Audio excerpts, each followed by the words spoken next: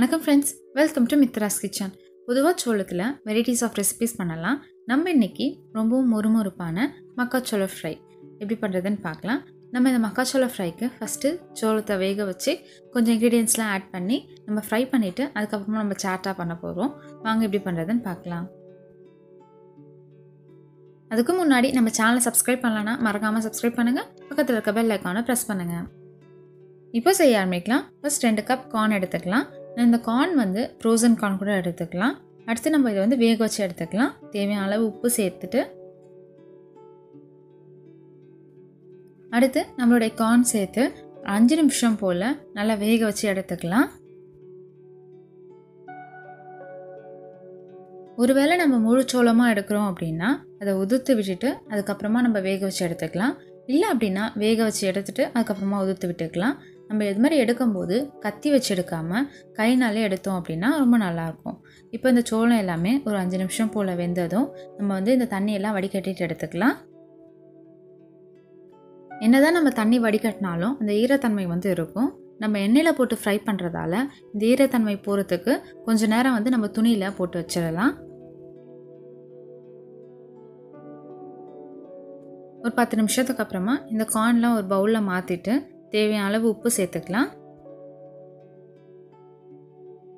அடுத்து 1 டீஸ்பூன் மிளகுத்தூள். நம்ம இந்த மிளகுத்தூளுக்கு பதிலாக மிளகாய் தூள் கூட சேர்த்துக்கலாம்.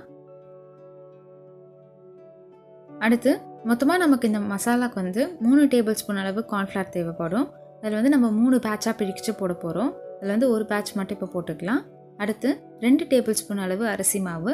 நம்ம இந்த அரிசி மாவை 2 பேட்சாக போட போகிறோம். அதனால் ஃபஸ்ட்டு 1 டேபிள் ஸ்பூன் அளவு அரிசி மாவு சேர்த்துக்கலாம். நம்ம மாவுலாம் சேர்த்துட்டு நல்லா பிசைஞ்சு விடணும். அப்போ தான் சோளத்துக்குள்ளே இருக்கிற ஈரத்தன்மை வரும். நம்ம எண்ணெயில் போட்டு ஃப்ரை பண்ணும்போது வெடிக்காமையும் இருக்கும். பாருங்கள், நம்ம போட்ட மாவு எல்லாமே இந்த ஈரம் இழுத்துச்சு. அடுத்த பேட்ச் நம்ம போட்டுக்கலாம். 1 table spoon cornflour, 1 table spoon அளவு அரிசி மாவு சேர்த்து திரும்ப நல்லா பிசைஞ்சு விட்டுக்கலாம். நம்ம 2வது தடவை போடும்போதும் இதில் இருக்க இன்னும் கொஞ்சம் ஈரத்தன்மையும் வெளில வந்துடும். ஸோ நம்ம கார்ன் நல்லா மொறுமொறுப்பாக இருக்கும். இப்போ கடைசியாக இருக்கிற 1 டேபிள் ஸ்பூன் அளவு கார்ன்ஃப்ளவரையும் சேர்த்து நல்லா பிசைஞ்சு விட்டுக்கலாம்.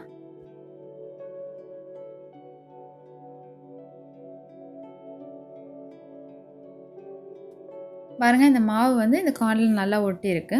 கடைசியாக 1 டேபிள் ஸ்பூன் அளவு தண்ணி சேர்த்து நல்லா பிசைஞ்சு விட்டுக்கலாம். நம்ம தண்ணி நல்லா தெளித்து விட்டுட்டு சேர்த்துக்கலாம். 1 டேபிள் ஸ்பூனுக்கும் மேலே சேர்க்க வேண்டாம். பாருங்கள், இந்த கார்னில் கொஞ்சம் மாவு அங்கங்கே பொடி பொடியாக இருக்குது. நம்ம எண்ணெயில் போட்டு ஃப்ரை பண்ணும்போது இந்த மாவுலாம் அடியில் சேர்த்துரும். அதனால் நம்ம ஜலிச்சுட்டு அதுக்கப்புறமா நம்ம எண்ணெயில் போட்டு ஃப்ரை பண்ணி எடுத்துக்கலாம்.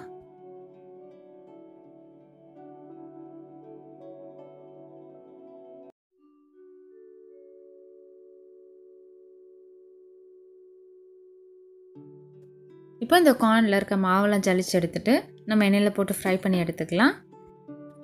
நம்ம இந்த கார்ன் போட்டதுமே எண்ணெய் லைட்டாக பொங்கி வரும். இந்த கார்னை ஒரு 5 நிமிஷம் போல் நல்லா ஃப்ரை பண்ணி எடுத்துக்கலாம். நம்ம இந்த கார்னில் அரிசி மாவு கார்ன்ஃப்ளவர்லாம் சேர்த்து நல்லா பிசைஞ்சோம் இல்லைங்களா, அதனால் அதில் சோளத்துக்குள்ளே இருக்கிற ஈரத்தன்மையும் போயிடுச்சு. நம்ம எண்ணெயில் போட்டு ஃப்ரை பண்ணும்போது அது வெடிக்காமையும் இருந்துச்சு. இப்போது எல்லா கார்னையும் நல்லா ஃப்ரை பண்ணி எடுத்துகிட்டு இது ஒரு பவுலில் மாற்றிக்கலாம். நம்ம இந்த பொரிச்ச கார்ன் அப்படியே சாப்பிட்றதுக்கும் நல்ல முறுமுறுப்பாக இருக்கும். நம்ம இந்த கார்ன் கூட இன்னும் கொஞ்சம் டேஸ்ட் தர இதில் ஒரு மீடியம் சைஸ் அளவு வெங்காயத்தை நல்லா பொடிசாக கட் பண்ணி சேர்த்துக்கலாம். கொஞ்சமாக தக்காளி, கொஞ்சமாக குடைமிளகாவையும் நல்லா பொடிசாக கட் பண்ணி சேர்த்துக்கலாம். கொஞ்சமாக கொத்தமல்லி இலைகளையும் சேர்த்துக்கலாம்.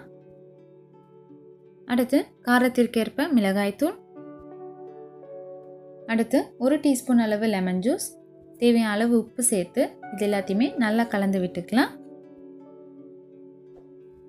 நம்ம இதில் ட்ரை மேங்கோ பவுடர் சேர்த்துக்கலாம், சாட் மசாலா சேர்த்துக்கலாம். நம்ம இந்த சாட் பொறுத்த வரைக்கும் நமக்கு எந்த மாதிரி விருப்பமோ நம்ம அந்த மாதிரி சேர்த்து நம்ம கலந்துக்கலாம். நம்மளுடைய அட்டகாசமான மக்காச்சோள ஃப்ரை ரெடி ஆகிடுச்சு. கண்டிப்பாக குழந்தைங்கள்லேருந்து பெரியவங்க வரைக்கும் விரும்பி சாப்பிடுவாங்க. நீங்களும் ட்ரை பண்ணி பார்த்துட்டு உங்களுடைய ஃபீட்பேக்கை எங்களுக்கு கீழே கமெண்டில் சொல்லுங்கள். உங்களுக்கு இந்த வீடியோ பிடிச்சிருந்தா மறக்காமல் லைக் பண்ணுங்கள், ஷேர் பண்ணுங்கள்.